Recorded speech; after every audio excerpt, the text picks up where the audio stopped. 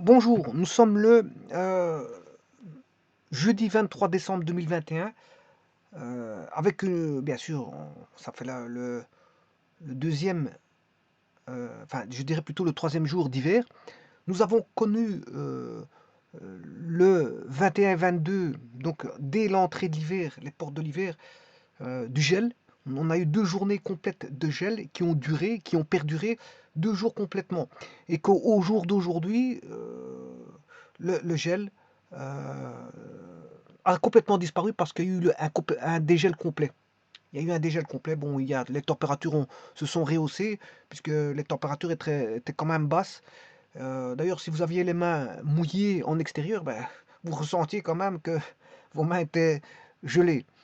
Alors, il y a bien sûr les bienfaits du gel. Le gel peut apporter des bienfaits. On peut avoir voilà, un aspect positif du gel, mais on peut avoir des aspects positifs du gel. Alors, moi, j'ai mes arrière-pensées, j'ai mes raisons, mais le gel ici, pour moi, il est le bienvenu pour certaines raisons que je n'évoquerai pas ici, bien sûr. Mais en tout cas, ça m'aide, le gel, il m'aide dans une certaine mesure que je ne dirais pas, bon, personnellement. Mais en tout cas, si vous voulez savoir les bienfaits du froid et du gel pour l'agriculture, les voici. On vous a parlé des galères de certains agriculteurs avec la tempête et maintenant. Ça date, c'est un article qui date de 2017, mais c'est pour vous dire en gros, certains aspects positifs du gel. On vous a parlé des galères de certains agriculteurs avec la tempête et maintenant le gel, mais le froid a aussi ses bons côtés pour l'agriculture. Comme on vous dit, c'est pas toujours négatif. Il y a des aspects positifs, notamment pour certaines raisons que je n'évoquerai pas ici. Voilà, je peux vous dire que le gel était le bienvenu ces 2 jours-ci pour moi. Voilà. Pour la préparation des sols, entre autres, quand il a vu la météo, Jean-Michel Leduc est montré l'ICO dans son tracteur, notre maraîcher prépare son terrain, les grands dents de sa machine forment des mottes de terre que le shell va minéraliser, ce qui nourrira les plantes, euh, puis faire exploser. Je serais certes bien resté à l'intérieur, mais c'est le bon moment pour le faire dans les champs. Une fois que le gel aura fait son travail, le simple outil va permettre en un ou deux passages d'obtenir une semence parfaite, détaille le maraîcher. La semence sera d'ailleurs de bien meilleure qualité que s'il n'avait pas gelé. Le gel, c'est aussi plus économique et plus écologique. Cela permet de faire des économies fossiles. Avec un meilleur bilan carbone, on utilise moins de pétrole. On a aussi un meilleur bilan agronomique puisqu'on ne va pas tasser le sol en faisant de multiples passages. Bon, vous voyez, ici, il est inscrit noir sur blanc. Euh, enfin, je dirais ici, ouais, noir sur blanc, bon, qu'il a des difficultés du fait du gel, mais il y a des raisons qui lui font porter qu'il y a certaines, voilà, il y a des petites économies qui vont se faire, et donc il a quand même, d'un côté, bon, ça l'embête, et d'un autre côté, ça l'arrange. Donc, bon, c'est mitigé. Les céréales ont aussi besoin de froid. Pour les céréaliers, le froid est également nécessaire. Les cultures d'hiver, telles que le blé, l'orge et le colza, ont besoin de subir un arrêt végétatif. Euh, Vincent Guyot, agriculteur céréalier, nous explique qu'il faut une période de froid de façon à ce que la culture puisse entrer en phase de reproduction et donc fleurir et donner des grains. Sans arrêt, sans arrêt végétatif, lors par exemple d'un hiver particulièrement doux, la végétation subit un développement exubérant et développe des risques parasitaires élevés. Voilà. Voilà. Comme ça, c'est comme les choses est dites. Alors maintenant, sachez que euh, qu'est-ce qui peut, ça n'a rien à voir avec tout ça, mais bon, qu'est-ce qui peut assécher des arbres? C'est aussi des parasites, hein. Il n'y a pas que l'eau qui peut assécher un arbre. Voilà, s'il y a l'absence d'eau, bien sûr, ça va assécher un arbre. Mais il y a les parasites qui peuvent, malgré en période humide, assécher un arbre. Donc l'assèchement n'est pas forcément le fruit de voilà voilà d'un manque d'eau, hein. Mais justement, l'humidité peut apporter aussi une sécheresse du fait de certains parasites. Bon, ceci étant dit, c'est la parenthèse du jour. Je vous propose ici un énoncé. On a ce qu'on appelle un mouvement vibratoire sinusoïdal d'un objet à pour amplitude 2 cm. 2 cm.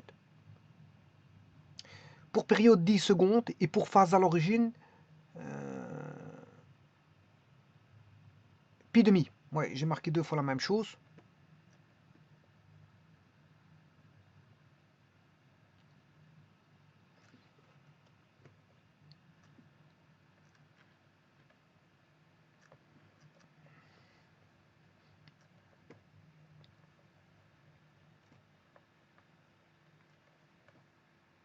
On demande, l'objet possède aucune masse de 1 kg. On demande de déterminer son énergie cinétique. Alors, le mouvement vibratoire sinusoïdal, tout va être sinusoïdal. Hein. Bon, tout ce qui va suivre, dès le moment où vous avez voilà, quelque chose de sinusoïdal, ben, l'énergie sera aussi sinusoïdale. Tout sera sinusoïdal. Donc on aura un espèce de suivi. Hein, dès le moment où vous lancez quelque chose au niveau sinusoïdal, ben, tout va être sinusoïdal. Vous allez le voir, c'est justement c'est le but de la vidéo. Ici, je vais vous montrer que tout est sinusoïdal. Bon, quand je dis sinusoïdal, c'est aussi, bon, vous aurez compris que cosinusoïdal, hein, sinus, cosinus, ça a à voir avec les sinus, cosinus. En tout cas, ça sera, voilà, à voir avec les sinus et cosinus. Bon, je vais réarranger l'énoncé de manière à voir plus clair. Donc on a, bien sûr, on demande le mouvement vibratoire sinusoïdal. Tout d'abord, sinusoïdal, ça s'écrit avec un i tréma. Hein. Il y a deux, voilà, c'est un i avec 2 points. Sinusoïdal. Donc d'un objet a pour amplitude. Et là, qu'est-ce que ça veut dire a pour amplitude? Ben, c'est qu'on connaît les caractéristiques. C'est juste ça. On connaît les caractéristiques, puisqu'il vous donne les caractéristiques. Ils vous sont donnés. Donc voilà, si vous connaissez le signal, il est connu, hein, il est archi connu parce que bon, les études du mouvement sinusoïdal est connu. Il est connu, tout est connu là-dedans. Hein. Donc, alors, on a pour amplitude 2 cm,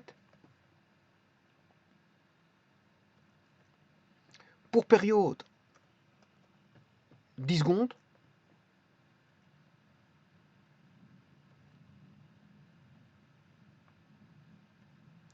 et pour phase à l'origine, pi demi.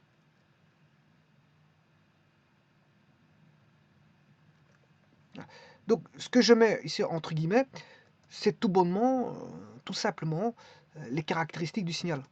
Parce qu'un signal sinusoïdal nécessite des paramètres. Voilà, si vous n'avez pas ces paramètres, ben, je veux dire, voilà, vous n'aurez pas la détermination du signal sinusoïdal. Ce qui veut dire que le signal sinusoïdal est régi par plusieurs paramètres.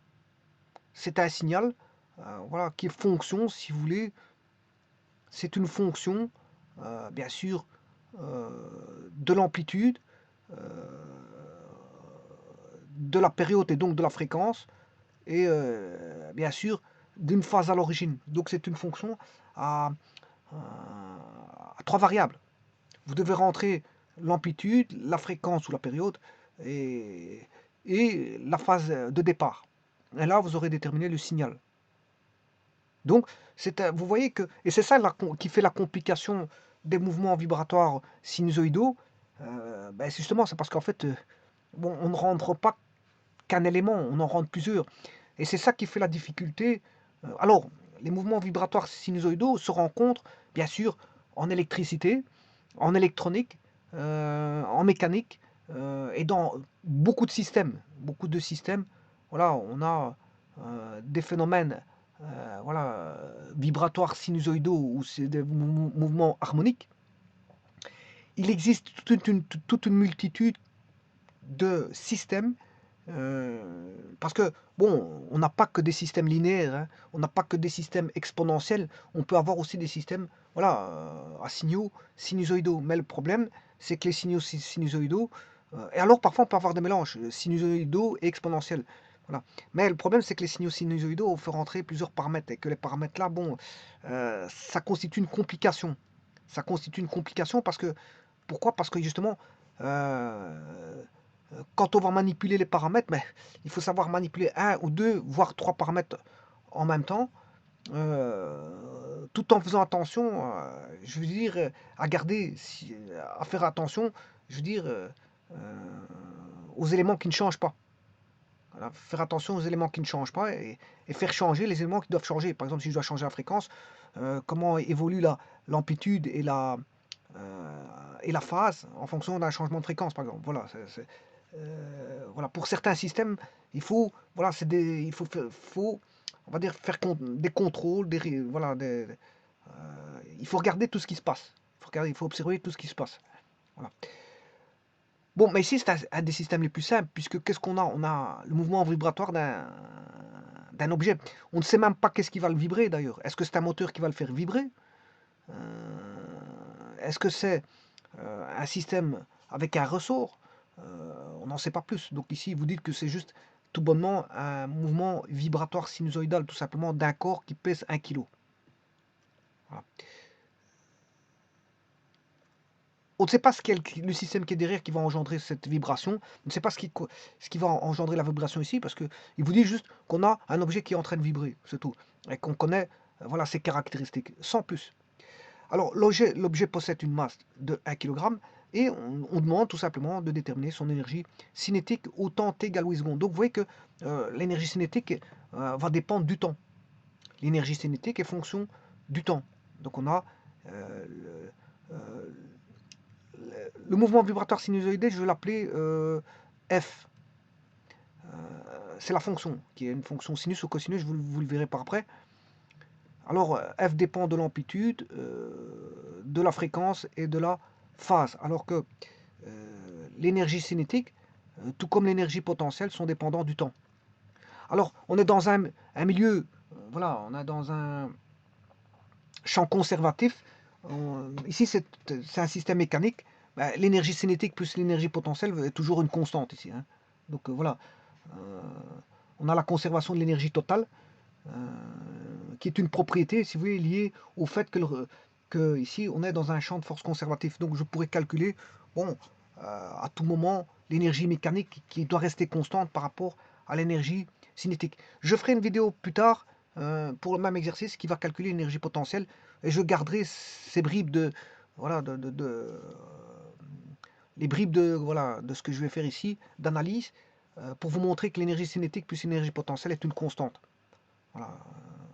Ça, vous le verrez. Donc l'énergie mécanique sera constante. Mais tout d'abord, cette vidéo ici va être consacrée tout simplement au calcul de l'énergie cinétique. Mais l'énergie cinétique a exactement t égale 8 secondes. Parce que l'énergie cinétique sera d'allure vibratoire aussi, hein, puisque on a un mouvement vibratoire. Ben, l'énergie cinétique sera vibratoire. C'est tout à fait logique. Hein. Vous avez un mouvement vibratoire, ben, l'énergie cinétique sera vibratoire. L'énergie potentielle sera aussi vibratoire. Donc, quelque part, tout sera vibratoire. Bon, vous allez me dire, ouais, le mouvement, c'est un mouvement. Oui, c'est un mouvement. Donc, qui dit mouvement dit fonction du temps. Ben oui. Et comme il est fonction du temps, ben, il va engendrer, un mouvement en fonction du temps va engendrer une certaine vitesse. Donc, ce qui veut dire qu'on a une certaine vitesse. Et que cette vitesse est aussi, voilà, un mouvement à une vitesse vibratoire. Donc on aura un mouvement vibratoire avec sa vitesse qui est vibratoire et son énergie cinétique qui est vibratoire, son énergie potentielle qui est vibratoire. Par contre, son énergie mécanique sera constante. Il n'y a que ça qui va rester constant, c'est l'énergie mécanique. Voilà. Et donc, ici, justement, on demande de rechercher, voilà, connaissant les caractéristiques donc du mouvement vibratoire sinusoïdal de l'objet. On ne sait pas qu'est-ce que c'est comme système, je vous l'ai dit, on ne sait pas s'il y a un moteur, s'il y a voilà, un système harmonique simple, c'est-à-dire un système avec ressort. Et encore, faut-il savoir si le système avec ressort, la masse, le corps avec le ressort est horizontal ou vertical. Si on a un oscillateur harmonique simple, c'est-à-dire horizontal, ou voire un système harmonique simple avec un ressort et un corps placé verticalement ou horizontalement, on ne le sait pas, ou encore si c'est un oscillateur harmonique amorti. Bon, tout ça on ne le sait pas. Alors, les termes que je viens de vous dire là, les oscillateurs, ben, on les étudie bien sûr avec des équations différentielles, avec somme des forces égale MA, et puis on est parti, on a la constante du ressort, voilà, qui intervient, puisqu'on a un ressort, voilà, Et on fait les calculs et on trouve bien sûr les équations correspondantes. Voilà. Bon, maintenant je vous ai dit que ce sont des équations différentielles. Maintenant, il n'y a pas besoin, bien sûr, quand vous faites de l'automatisme, on ne retombe pas sur les équations différentielles, on tombe sur du Laplace.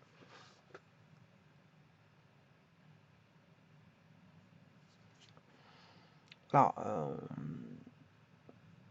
tout ça est résolu avec des transformés de Laplace.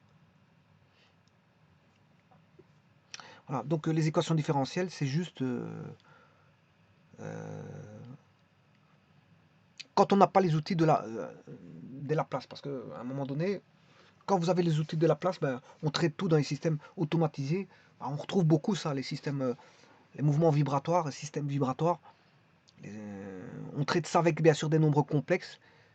Et non pas avec des sinus et cosinus. Donc là, à ce moment-là, on a l'exponentielle complexe qui rentre en jeu. Mais on a aussi beaucoup voilà, de théories qui sont faites par rapport à tout ça, au système vibratoire sinusoïdal, avec les Laplace. Les Laplace, et on étudie bon, comment étudier l'amplitude, la fréquence, la phase, avec des courbes bien spécifiques. Voilà, et quand est-ce qu'on a, voilà,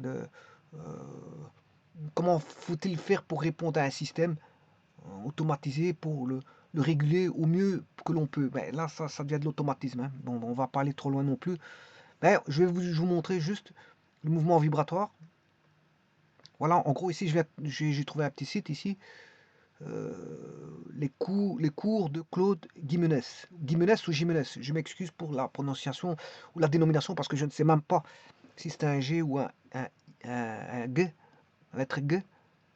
Hein, Guimenes ou Jimenez, je ne sais pas si c'est bon. En tout cas, un monsieur qui a bien aidé beaucoup de gens à avoir certaines choses. Et ici, vous voyez qu'il met pas mal de connaissances au niveau mathématique, physique, signal, électronique, environnement, formulaire, exercice, référence, travail, travail. Bon, ici, ce qui m'intéresse ici, pour l'exercice, bon, c'est la propagation des ondes planes. Mais attention, ça, je n'aime pas trop.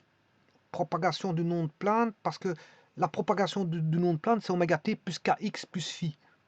Ouais, donc il manque quelque chose. Donc c'est pour ça que bon, c'est bien de faire de. Quand on étudie les ondes, c'est bien, mais bon, il ne faut pas commencer à tout mélanger. Hein. On mélange pas tout. Hein. Bon, je veux dire, les ondes, c'est les ondes. Les systèmes harmoniques qui ne sont pas des ondes, ben, on les étudie autrement. Parce que bon, là, les ondes, ils ont une équation purement sinusoïdale. C'est un sinus avec oméga t plus kx plus phi. Oui, c'est pour ça que je n'aime pas. Quand on parle d'ondes, il faut faire très attention. Hein. Très très attention. Bon, bah ici, on a un sinus, pourquoi pas. C'est un mouvement vibratoire sinusoïdal. Alors qu'est-ce qui peut faire ça? Ben, c'est par exemple un moteur qui démarre, voilà, au temps t égale 0, ben, le signal il vaut 0. Voilà, et donc on aura un sinus, puisque au temps t égale 0, ben, on a 0. Alors qu'est-ce qui fait ça? C'est un moteur d'eau. Dans les moteurs, on aura bien sûr des sinusoïdes.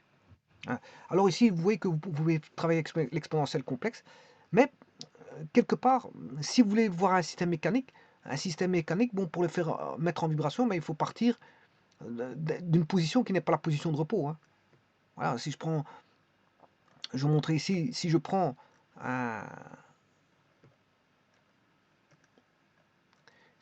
par exemple un système, un oscillateur harmonique simple, qui est voilà, un ressort avec comment est-ce qu'on appelle ça, un corps, un objet de masse donné, M, là on a un ressort, que je vais appeler R, ressort, M. Voilà, ça c'est mon système. Bon, alors une fois que le système est défini, bon, c'est le système masse plus ressort.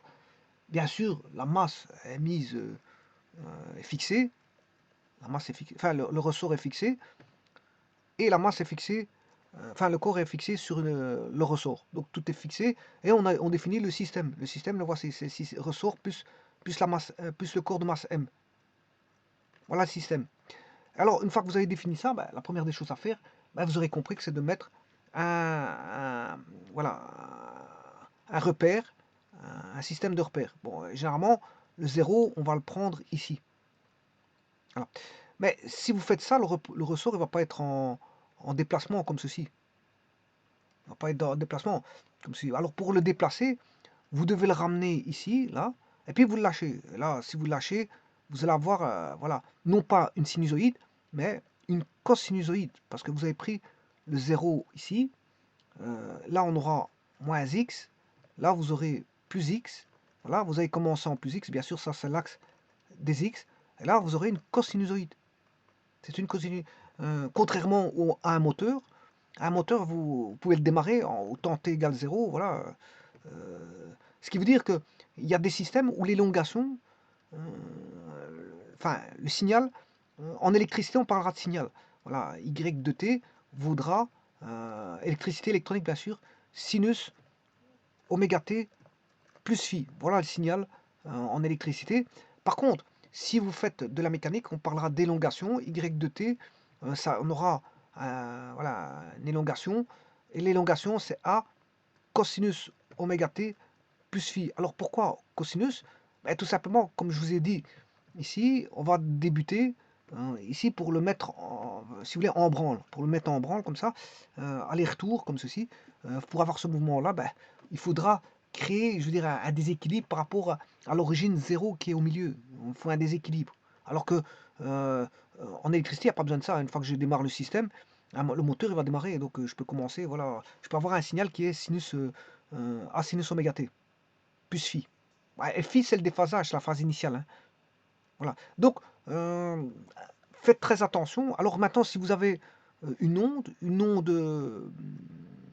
comme on l'entend, un onde, mais une onde, une onde aura, bien sûr, c'est plus que ça. Hein. C'est y est égal à y de t est égal à sinus oméga t plus kx plus phi. Bien sûr, là, il y a l'onde se déplace dans l'espace. Hein. L'onde se déplace dans l'espace, voilà, avec un repère qui est fixé. Voilà, donc, vous voyez que là, on va utiliser plutôt le sinus. C'est un sinus. Donc, faites très attention à ça. Alors, bon, parfois, ce sera le sinus, parfois, ce sera le cosinus, mais parfois, ce sera le sinus pour lequel vous rajoutez quelque chose. Hein. Vous rajoutez quelque chose, comme ici. Bon. Alors, ici, comme j'ai un système mécanique, voilà, j'ai un système mécanique, je vais opter pour, ben, là ils vous le disent ici, oscillateur harmonique considérant la forme pure x à oméga t plus phi. Je vais prendre ça. Voilà, je vais prendre ceci. Je vais prendre que le signal c'est a oméga t plus phi. Voilà, en mécanique je prendrai ça. Si maintenant il s'avère que je suis en électricité ou en électronique, je prendrai oméga t plus phi. Maintenant s'il s'agit des ondes dans l'espace, je prendrai l'équation que je vais mettre ici. Là. Donc ce qui veut dire que là pour définir ceci, bah, c'est très simple, puisque on connaît l'onde, c'est A cosinus oméga t plus phi, donc on va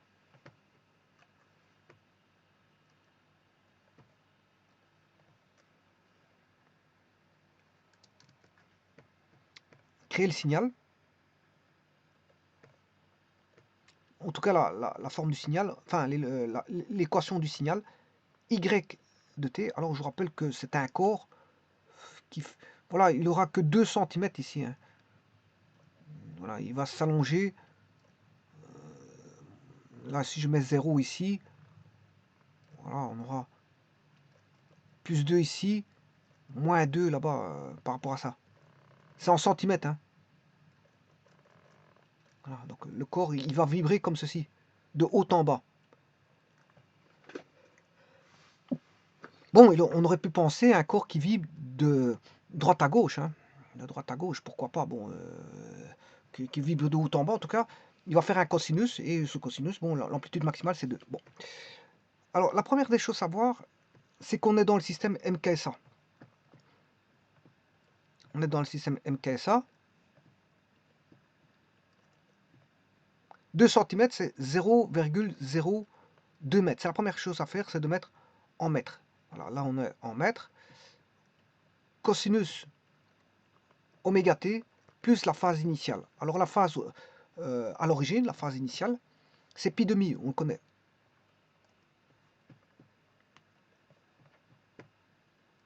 Voilà.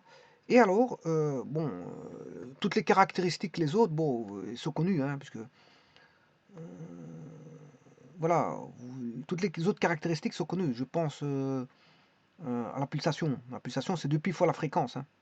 Alors ici, il n'est pas marqué, mais bon, la pulsation, c'est 2 pi fois la fréquence.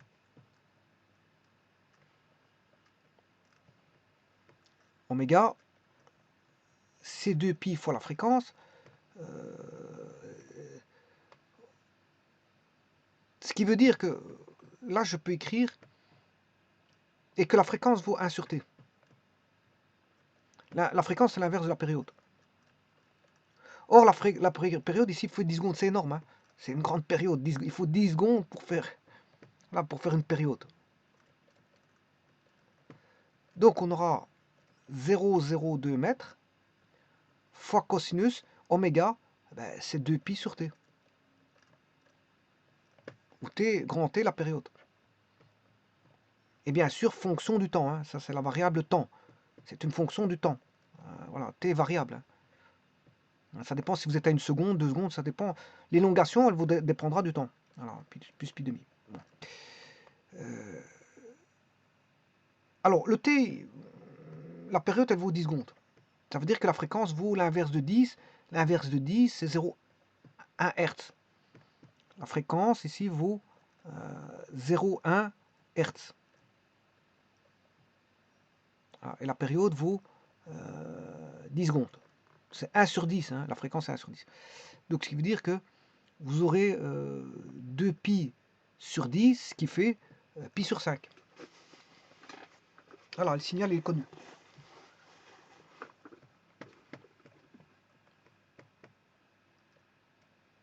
Donc, je vais écrire le signal.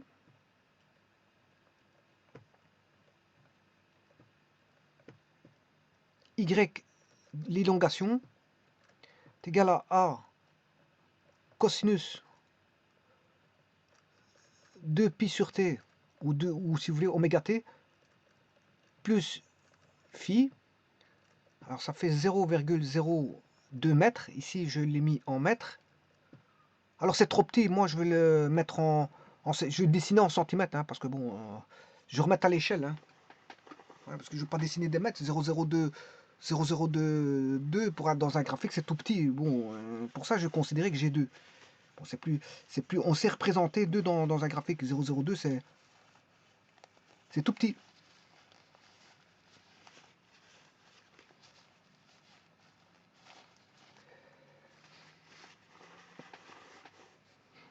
Donc, ici, je vais mettre cosinus 2 pi sur 10, ce qui fait pi sur 5. Pi sur 5, t. Alors, je vous rappelle que t, c'était 10 secondes. Donc, on travaille en secondes ici. Donc, vous voyez qu'on est dans le système m mètres. Alors, la masse, elle fait 1 kg. Hein. Je vous l'ai dit dans l'énoncé. La masse vaut 1 kg. Donc, on est vraiment dans le système MKSA. Donc, bon, c'est très, très simple ici. La masse vaut 1 kg. Donc, la masse vaut 1 kg. Le temps S K mètre kilogramme seconde ampère. Mètre, c'est 2 cm, ça fait 0,02 mètres. Je les remets en mètres. Hein. Voilà, donc voilà, pour avoir un système M, mètre, en système du mètre. Hein. K, c'est kilogramme. Kilogramme, c'est ici 1 kg. La masse, elle fait 1 kg. Hein. Voilà. S, j'ai bien une période de 10 secondes. Et ici, on n'est pas en électricité, il n'y a pas d'ampère. On est dans le système MKS. Donc dans un système purement mécanique. Donc il n'y a pas de courant, pour ainsi dire. De courant électrique. Mais on peut avoir un système, bien sûr, qui peut réunir un système électrique avec un système mécanique. Je pense à un moteur relié à un système ressort avec masse. Pourquoi pas. En tout cas, j'ai pris un cosinus ici. Voilà, comme ça, vous le savez. Et alors, bon, la phase initiale, bon, c'est pi demi. Alors, vous travaillez soit en radians ou en degrés, peu importe. Voilà. Et je vais tracer ce signal. Alors, ce signal, je vais sur GeoGebra et je vais dessiner 2 fois le cosinus de pi sur 5 plus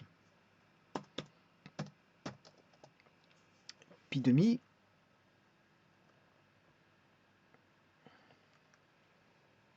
Ouais, ici, c'est pas bon du tout parce que j'ai oublié ma variable. Alors je recommence. 2 fois cosinus pi sur 5 fois x. Ici, x, c'est le temps, plus pi sur 2. Voilà mon signal. Alors, il y a juste un petit truc que je vais changer. Je vais aller sur les paramètres de la grille, les axes.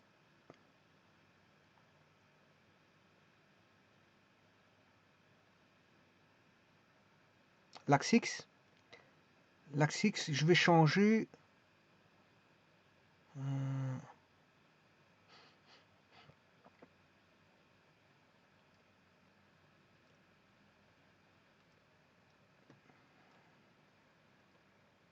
Je vais mettre pi, en fonction de pi, voilà, comme ceci. Voilà. Là, on a bien notre signal sinusoïdal. Voilà.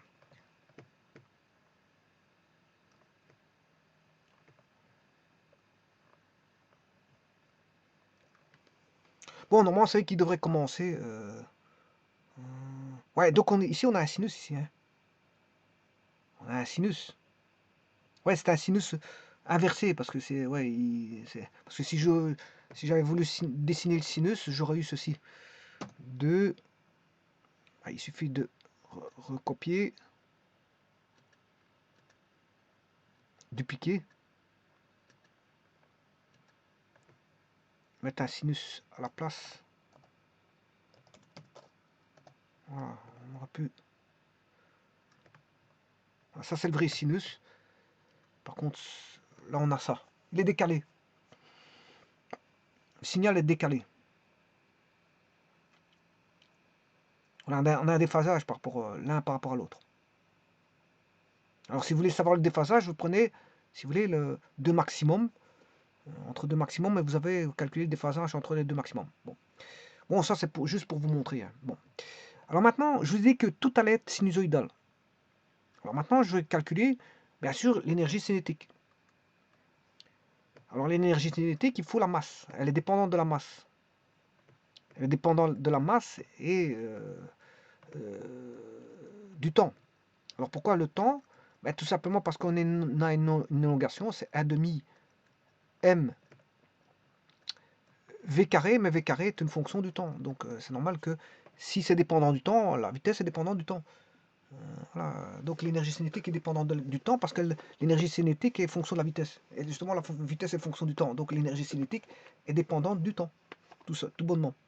Alors ici, c'est très simple parce que la masse, elle vaut 1 kg. Donc c'est comme si on n'avait pas de m. On a une simplification. On aura une fois 1 demi. Ça fait 1 demi.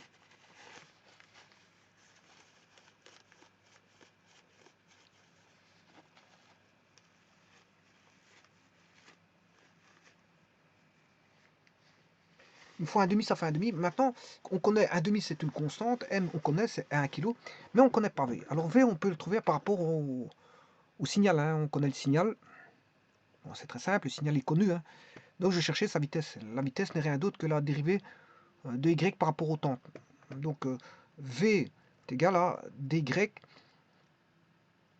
de t par rapport au temps. Alors, ce qui fait A cosinus oméga t plus phi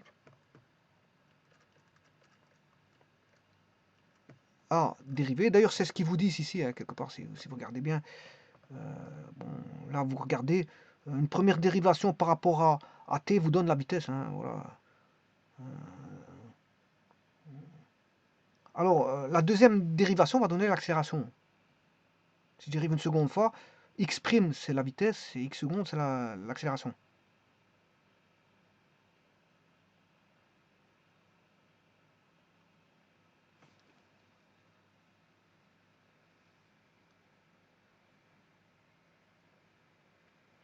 Et alors, si vous additionnez les deux dans un oscillateur harmonique, vous reconnaissez bien sûr l'équation du mouvement pendulaire, hein.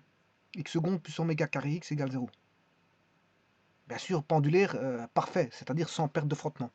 Voilà, vous reconnaissez que c'est un espèce de mouvement pendulaire. Bon, et alors bon, ça je pourrais vous regarder le site avec vous, hein. Bon, là on a les caractéristiques d'énergie. Voilà, vous avez F égale ma. Alors on a mx' est égal à moins kx. Et moins kx, je vous rappelle que c'est le ressort. Voilà, etc., etc. On peut chercher la période qui vaut 2pi m sur une constante k. Sur une constante k. Mais vous reconnaissez le mouvement pendulaire. Ou bien sûr, dans le pendule, bon, c'est pas 2pi racine de m sur k, ça dépend du système, hein. Dans le pendule, c'est L sur G. K vaut la gravitation et M, c'est la longueur. Et dans un système électrique, voilà, je peux vous montrer un système électrique, bon, c'est pas tout à fait la même chose, hein. Bon, bien sûr, le racine carré, ce qui se trouve à l'intérieur du racine carré, dépend du système, hein, dépend du système. Mais en tout cas, on a toujours une racine carrée d'un nombre divisé par un autre. Mais tout dépend du système. Ce sont des, voilà, des données du système qui font qui rentrent dans le pendule, enfin dans la période. Alors ici, c'est une composition de mouvements vibratoires de même période. Bon, ici, il est traité par les exponentielles pour avoir plus facile. Voilà, problème de la cohérence, composition de deux vibrations incohérentes, composition de deux vibrations cohérentes, ça dépend si on a une vibration cohérente ou incohérente. Composition de vibrations rectangulaires, ça donne voilà, des ellipses. Énergie de vibration, ici, concernant bien sûr l'ellipse. Ben, on peut avoir beaucoup de figures comme ceci, c'est ce qu'on appelle les figures de Lissajous. Énergie de vibration, décomposition d'une vibration elliptique,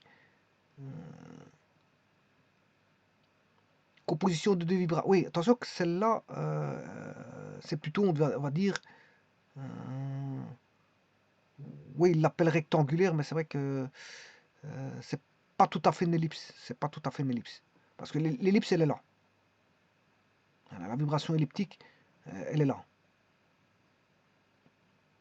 Composition de vibrations circulaires.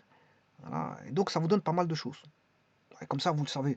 Vous savez que vous commencez à faire des petites différences comme ça, des différents types de vibrations que l'on peut avoir. Hein, tout dépend du système que l'on a et quel type de vibration que l'on a. Bon. Mais ici, c'est rien de tout ça, c'est bien plus simple que ça. Il n'y a pas de composition, puisqu'on n'a qu'un. Voilà. On demande de rechercher la vitesse, on demande de chercher tout simplement la dérivée par rapport au temps. Donc c'est faire d sur dt, dérivée de la fonction là par rapport au temps. Bah, et ça c'est très facile. Bien sûr, la vitesse est fonction du temps. Donc la vitesse en fonction du temps vaudra, je dérive le cosinus, très simple, c'est dérivé d'un cos c'est moins sinus. L'amplitude était là, c'est une constante, voilà. Alors, dérivé de ce qui se trouve à l'intérieur du cosinus, en fonction du temps, oméga t plus phi par rapport au temps, ça va donner oméga. Moins a oméga, et bien sûr, il va rester oméga t plus phi, voilà. Et ça, c'est la vitesse. Donc, si je regarde sur le site, pour aller voir la vitesse, voilà, c'est x', c'est a moins a oméga, sinus oméga t plus phi. Bon, il n'y a pas plus simple que ça. Il n'y a rien de compliqué là-dessus, c'est vraiment, il n'y a pas plus simpliste que ça. Voilà, on a déjà la vitesse. Donc, je dois chercher l'énergie cinétique. Ben voilà, je connais la. Il suffit de mettre juste ça au carré. Alors, ce qui veut dire qu'on connaît tout. Je vais dessiner la vitesse. Vous allez voir que c'est un mouvement vibratoire aussi. Enfin, que la vitesse a une. Je m'excuse. Je raconte une bêtise. On sait bien que c'est un mouvement vibratoire, tout ça. Le système est en mouvement vibratoire. Mais c'est pas ça que je voulais dire. Je voulais dire que la vitesse a une allure sinusoïdale ou cosinusoïdale, peu importe.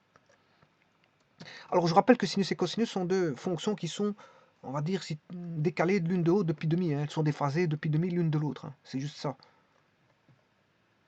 Bon, c'est-à-dire que quand est-ce qu'un sinus est un cosinus, ça dépend ce que vous prenez comme système de référence. Hein. C'est votre système de référence qui va définir si vous avez un sinus ou cosinus au départ. Voilà. Alors, moins A. Alors, A, je vous ai dit que c'est 2 cm. Ici, je le mets en mètres, mais sur GeoGebra, je travaille en centimètres pour agrandir, bien sûr. Moins 0,02. Alors, la période, La fréquence, c'est 2pi fois la fréquence. 2pi sur t, sur 5, ce qui fait, enfin sur 10, 2pi sur 10, ce qui fait pi sur 5.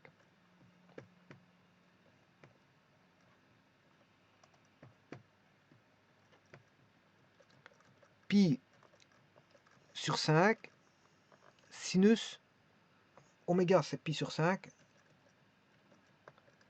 pi sur 5t plus la phase à l'origine c'est pi demi.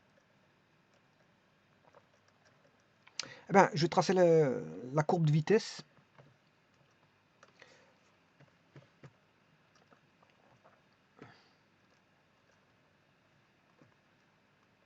Bien sûr, normalement, il n'y a rien à gauche, hein, parce qu'on commence en t égale 0. Voilà,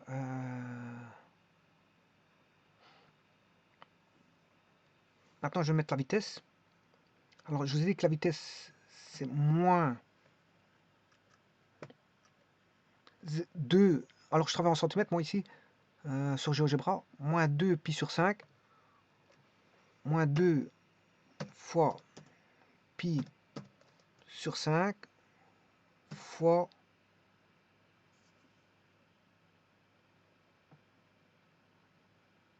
alors là c'est un sinus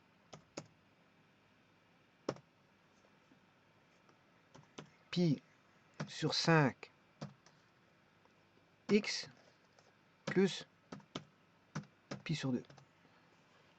Et ça c'est voilà la courbe de vitesse.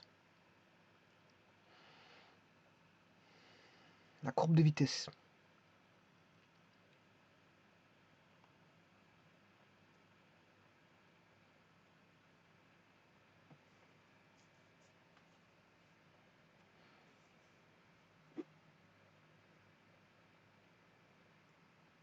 Alors ça c'est la courbe de vitesse. Maintenant je vais mettre la courbe de l'énergie cinétique.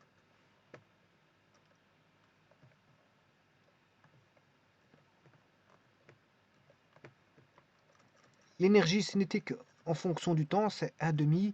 M ici c'est 1 kg, hein, j'ai pris 1 kg. V carré, et là je dois aller chercher la vitesse qui est moins A oméga sinus oméga t plus phi. Bah, on va mettre ça au carré. Donc on va voir A carré, oméga carré, sinus carré, oméga t plus phi. Voilà, et ça c'est...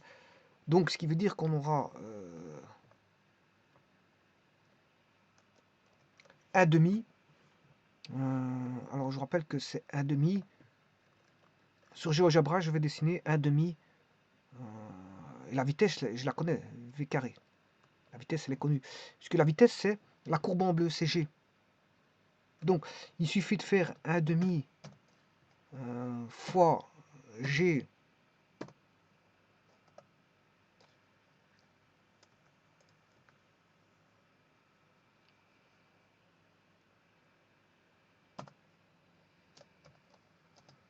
voilà, et tout devient positif. Et ça, c'est l'énergie cinétique. Alors, je vais faire un zoom parce que c'est vrai que...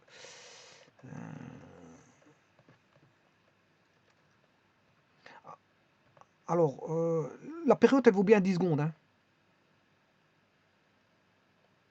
La période vaut bien 10 secondes. Alors, si je prends la période... je ne sais pas si on peut...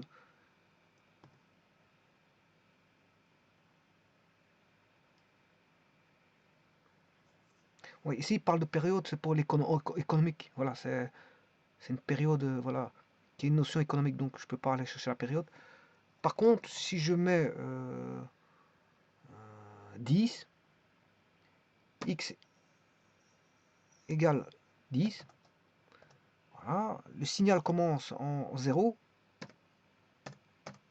voilà, et vous voyez que ça, c'est la période. Ça, c'est la période. On commence en 0, 0, là. Puis on arrive à un moment donné en moins 2, puis on repasse en 0, 0, en 0, 0. Bon, et pour ça, il faut que je résolve l'équation trigonométrique, hein, pour voir tout ça. Et puis après, je repasse pour avoir mon prochain 0, ben, c'est 10 virgule 0. Voilà. Et ça, c'est la période. Alors, ce que je peux faire, c'est, vous pouvez le voir de cette manière-ci.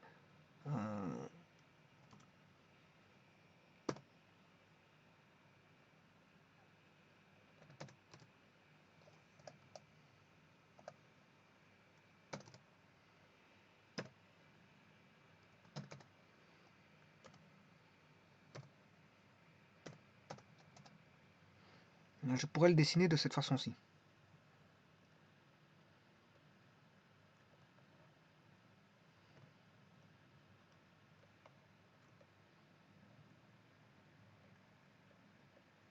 Avec la période, on la voit. Ça, c'est la période. Bon.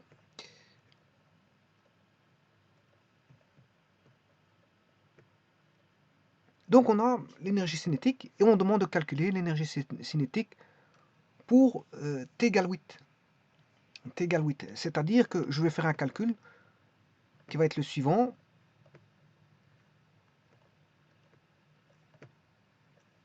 Je dois calculer l'énergie cinétique pour T égale 8, c'est-à-dire c'est 1 demi, la masse c'est 1, A carré, bon, l'amplitude c'est 2 cm, 0,02 au carré, oméga carré, bien sûr on aura un sinus carré de pi sur 5 t plus, bien sûr t vaut 8,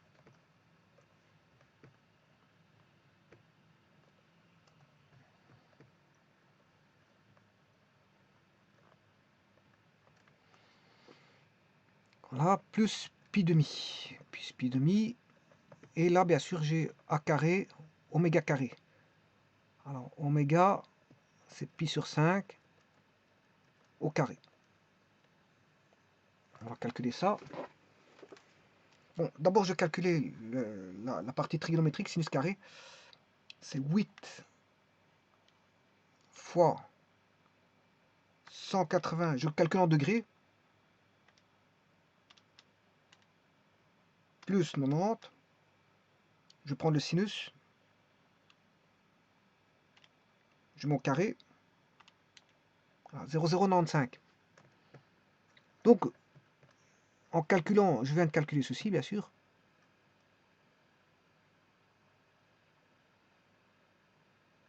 Et j'ai 0,095. Enfin, tout ceci. Non, c'est uniquement la sinus. 0,095, voilà. Alors, à ça, je multiplie par pi au carré. Je divise par 25. Je multiplie par 0,02 au carré. Et je divise tout par 2. Voilà. Alors, j'obtiens exactement 0,0 1, 2, 3, 4, 5. Bon, 1, 2, 3, 4, 5. 1, 2, 3, 4, 5. Et puis j'ai 75, 40. Bon, ce qui fait 7,54 fois 10 exposants. Bon, le 7,54 là. 1, 2, 3, 4, 5, 6. Alors, l'unité, bien sûr, c'est le joule. Hein. On a un système MKSA. Ici, j'ai travaillé avec des mètres. J'ai pris 1 kg. Enfin, ici, je travaille en MKSA. Donc, ici, j'ai 1 kg. 1 kg. Voilà. Ici, ce sont des mètres. Et là, le temps, il est en secondes. Donc, ce qui veut dire que l'unité, bon, c'est une très petite, c'est normal, on a une très petite vibration. Et au t égale 8, on va regarder ce qu'on est en t égale 8. Pour t égale 8, voilà, on est là. Alors là, je vais aller rechercher tout simplement, tout bonnement t de 8, a de 8. Alors le signal, oui, non, non, je m'excuse, c'est pas, il faut aller chercher l'énergie cinétique, que voici, ça c'est l'énergie cinétique. Oui, c'est tout petit, hein. On n'a pas la même énergie. Le signal est variant, il est variant, et à un moment donné, bon, en t égale, par exemple, si je prends t égale 10, bah, il y a plus d'énergie cinétique en t égale 10, et je crois même qu'il est au maximum, hein, en t égale 10 qu'en t égale 8. En t égale 8, on a presque rien. Presque rien. Bon, on va calculer ça, c'est h de 8.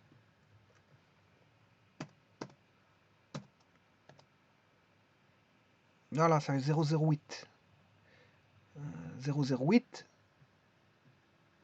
C'est 0. Ouais, mais ici, moi, j'ai travaillé en centimètres, hein. Bon, c'est pas tout à fait la même chose. Voilà.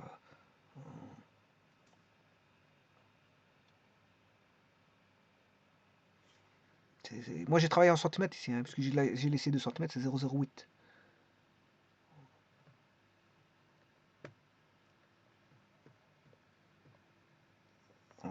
Sur GeoGebra, c'est 0,08.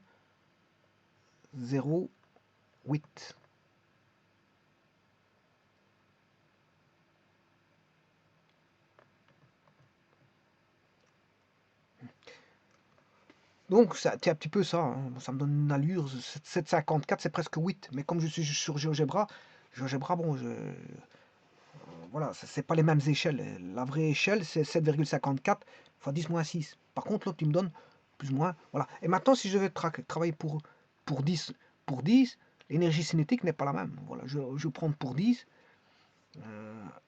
H de 10, voilà, c'est 0,79. Donc, vous voyez que l'énergie est beaucoup plus grande là. Bon, à l'échelle, hein, ça c'est à l'échelle au centimètre, quand je mets en centimètres, bien sûr, hein, parce que sinon, il faut que je recalcule. Voilà. Donc, l'énergie, vous voyez qu'elle est variable, c'est une énergie variable. Alors maintenant, je vais placer ça, 8, 8, h de 8. Ah, c'est le point C. Je sais pas pourquoi il l'a pas mis.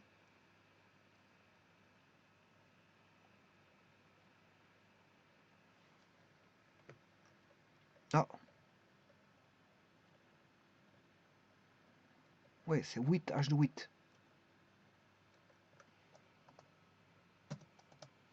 Voilà, c'est ce point-là, donc on est bon. Et si vous voulez 10, h de 10, on va mettre 10, h de 10.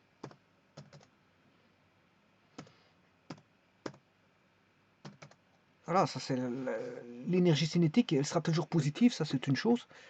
Mais vous voyez qu'elle varie, en fonction de l'onde. Alors maintenant, je vais vous mettre les trois en même temps. On a l'élongation.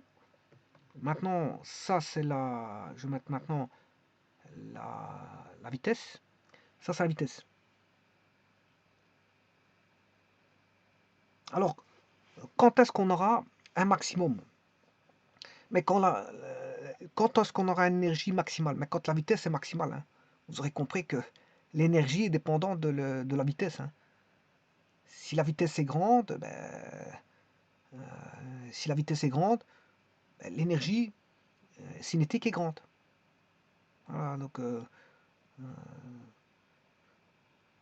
si l'énergie est grande, la vitesse est grande.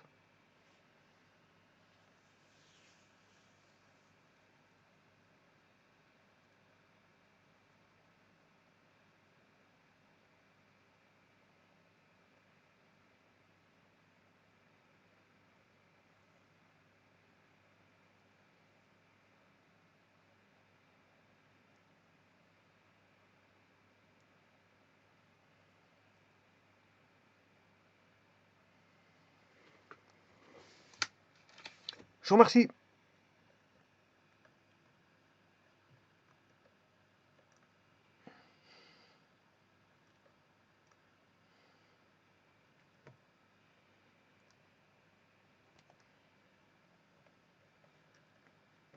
Bon, je vais quand même mettre la réponse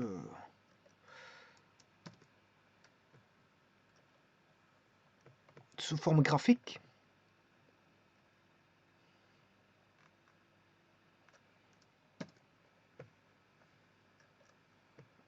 Alors si le système était, je veux dire,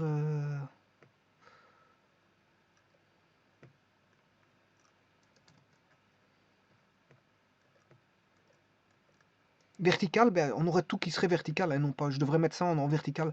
Si le système ici, bon, je sais pas, je ne sais pas si je peux le mettre vertical, horizontal, ça dépend. Le système, il n'est pas dit s'il est horizontal, vertical. S'il était ben, vertical, bon, s'il était horizontal, je devrais le mettre en vertical.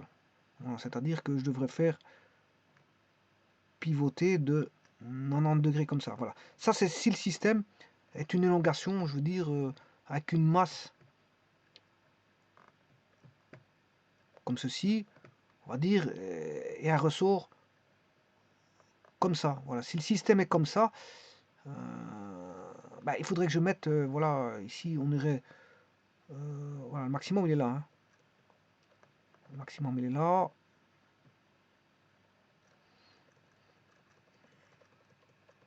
Voilà, il faudrait que je sente correctement la masse en zéro, nos centres de gravité.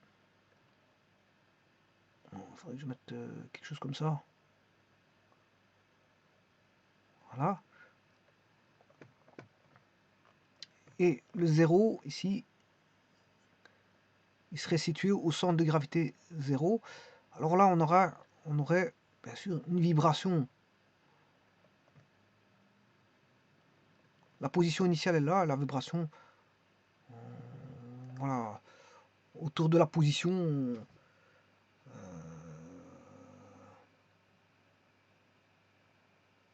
on aurait ceci.